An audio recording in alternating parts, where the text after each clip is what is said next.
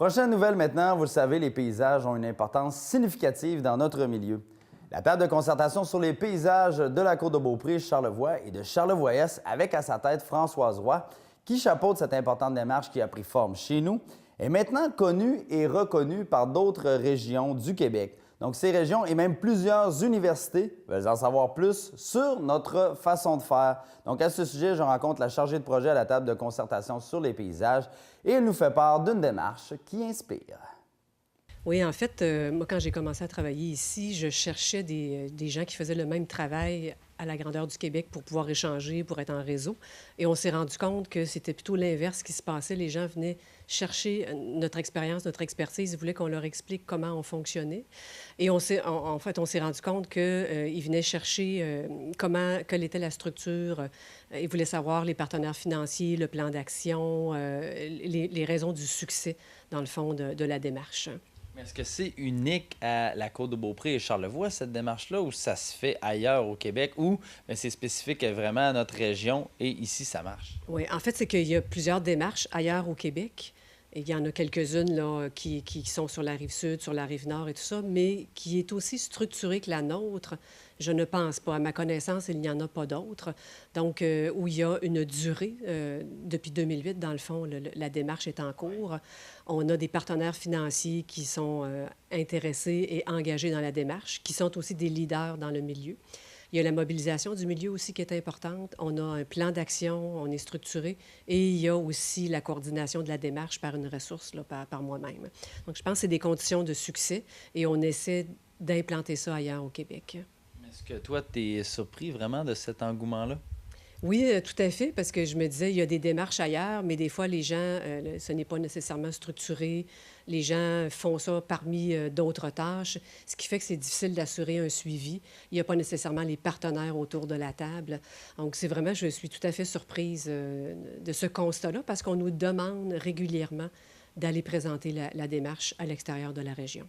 Et par exemple, là, bon, je vois que tu as une liste avec plusieurs régions. Dernièrement, où tu es allé pour présenter ça, notre démarche? Oui, en fait, je suis allée dans le Bas-Saint-Laurent, la région administrative du Bas-Saint-Laurent, où ils ont quand même des connaissances sur les paysages de leur région et ils voulaient qu'on leur présente la démarche. C'était un colloque qui portait sur les paysages où il y avait plus d'une centaine de personnes et les gens vont élaborer un plan d'action là, pour mettre en valeur leurs paysages. Donc, il semble qu'on est une source d'inspiration pour les gens du Bas-Saint-Laurent. Et la semaine prochaine, je vais dans Chaudière-Appalaches. Ils ont mis sur pied une table de concertation sur les paysages suite à une présentation de l'année dernière et ils veulent être inspirés par le plan paysage de la route 138 qu'on a ici dans la région. Est-ce que toi, tu as toute cette expertise-là ou on en a encore à apprendre? On en a toujours à apprendre. Et en fait, on cherche aussi à aller acquérir de nouvelles connaissances, probablement à l'extérieur du Québec.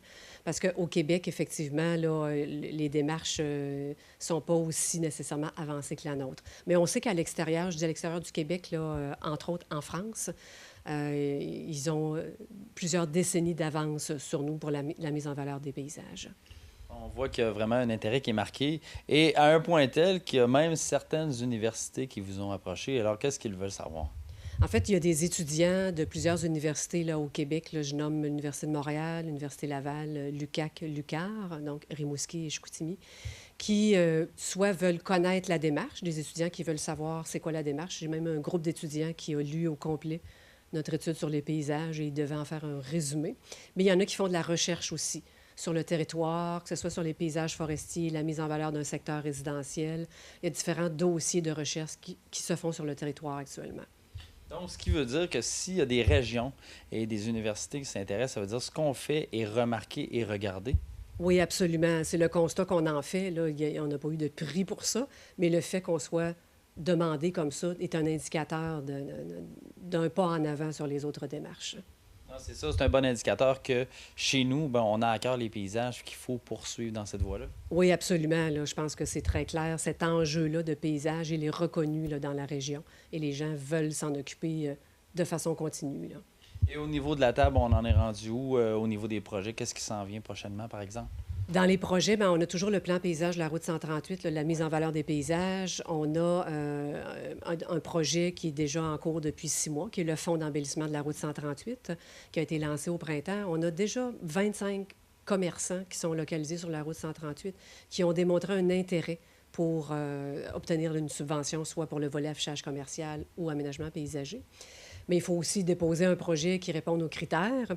Et on a eu 2 projets là, qui ont été acceptés à ce jour. Et il y en a plusieurs qui sont prévus pour 2015. Sinon, on est en train de réfléchir à un projet artistique dans les haltes qui sont localisées sur les routes majeures, qui va faire un maillage entre le milieu culturel et le milieu municipal. Donc, projet à suivre. Et aussi, on commence l'élaboration d'un guide pour la conception de haltes routières. Donc, ça, c'est le volet route 138. Sinon, au niveau des prix, on a remis le prix là, au Gala Reconnaissance, le prix à Château-Richer pour l'espace culturel, le prix paysage, et aussi à la ferme Fernand Boivin, Saint-Tite-des-Caps, pour la mise en valeur des paysages agricoles. On aura un appel de projet en 2015 qu'on veut lancer, donc pour soutenir des projets de mise en valeur de paysages, des formations qui vont être offertes aussi. Il y a beaucoup de projets à venir. Donc, ça bouge beaucoup pour la table de concertation. Absolument. Ça bouge beaucoup et il y a toujours une bonne participation aux rencontres, au comité de travail. Il y a un intérêt là, qui est toujours présent puis qui montre que les gens sont toujours mobilisés autour de l'enjeu des paysages. Merci, Françoise. Ça fait plaisir. Merci.